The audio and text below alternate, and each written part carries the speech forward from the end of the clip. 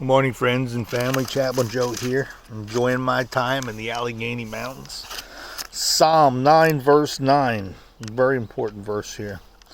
The Lord is a refuge for the oppressed and a stronghold times of trouble. And like I said, I'd like to do this. I'd like to look up the words to get a better understanding of what God's word is trying to tell me.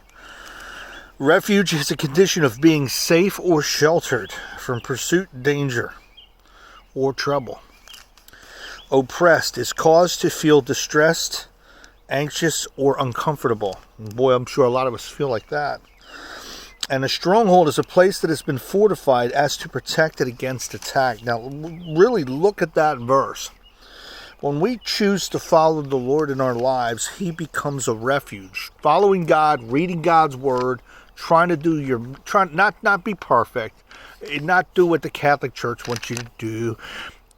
Try to live your life morally correct. Try to live your life right. Try to be helpful. Try to be loving. Try to be kind. Try to be, you know what? It's not about being perfect. I make mistakes every day. Okay, we commit sins every day. We make mistakes every day. It's not about being perfect. The important thing is here, getting off track, is the Lord becomes your refuge for you. A condition of being safe, sheltered from pursuit, danger, or trouble. So God is going to protect you. He's going to shelter you. And then it goes on to say, oppressed. Well, usually when we're in trouble and life is troublesome and life is difficult, a lot of us are oppressed whether we realize it or not. And that's a cause to feel distressed, anxious, or uncomfortable. And I think a lot of us I was uncomfortable in my life for a long period of time.